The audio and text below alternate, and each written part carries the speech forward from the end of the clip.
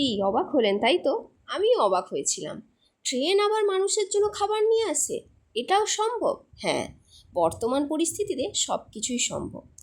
আজ আমরা চলে গিয়েছিলাম মেদিনীপুর থেকে মাত্র কিছুটা দূরে, আর খড়গপুর ঢোকার ঠিক আগে। লোকেশনটা সতকুই, ঠিক ধরেছেন। আজ আমরা এসেছিলাম দ্য বং পিৎজার মেদিনীপুর আউটলেটে। সত্যি কথা বলতে এটা আমার ফার্স্ট টাইম নয়, তবে আপনাদের সামনে তুলে ধরার এই প্রথম সুযোগ পেলাম। তো চলুন, এই হলো দ্য বং পিৎজা। ভেতরে ঢোকা যাক, দেখি কীরকম কী এক্সপিরিয়েন্স হয়। বাইরে বৃষ্টি ওয়েদার থাকায় আমাদেরকে সেরকম একটা ভিড়ের সম্মুখীন হতে হয়নি, কিন্তু আমরা যেটা নিয়ে কনফিউজ ছিলাম সেটা হলো আমরা কোন স্টেশনে বসবো। অবাক হলেন না? রেস্টুরেন্টে খেতে এসেছি, আবার স্টেশনে বসবো বলছি। আসল ব্যাপারটা বলি শুনুন।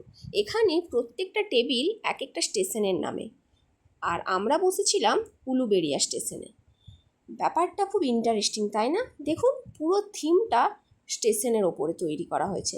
মাঝখান দিয়ে কী সুন্দর রেল লাইন চলে গেছে, আর এই রেল লাইন ধরেই কিন্তু ট্রেন আসে।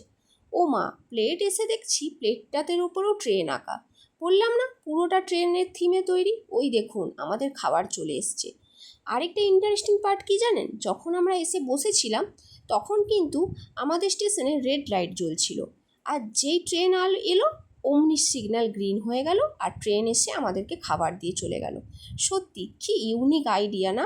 ব্যাপারটা কিন্তু আমার কাছে জাস্ট দারুণ লেগেছিল। আমরা অর্ডার করেছিলাম একটা ভেজ, একটা ননভেজ পিৎজা, আর ফিশ কাবাব, চিকেন কাবাব, আর ছিল হোয়াইট সস পাস্তা। তো চলুন, খাবার দাবার তো চলেই এসছে, এবার খাওয়া যাক। পিৎজাগুলো তো দুর্দান্ত ছিল, কোনো কথা হবে না। আর হবে নাই বা কেন? নামটাই তো দ্য বং পিৎজা, পিৎজা তো ফেমাস হবেই। সত্যি কথা বলতে আমি অনেক জায়গার পিৎজা খেয়েছি, কিন্তু আমার এখানের পিৎজাটা একটু বেস্ট লাগলো। খাওয়া দাওয়া তো মোটামুটি কমপ্লিট। তো আর কি, এবার উঠে যাব ভাবছিলাম, কিন্তু মনটা একটু ঠান্ডা চাইলো। নিলাম দ্য ভার্জিন মৈথো। উফ, জাস্ট মাইন্ডটা ফ্রেশ করে দিল।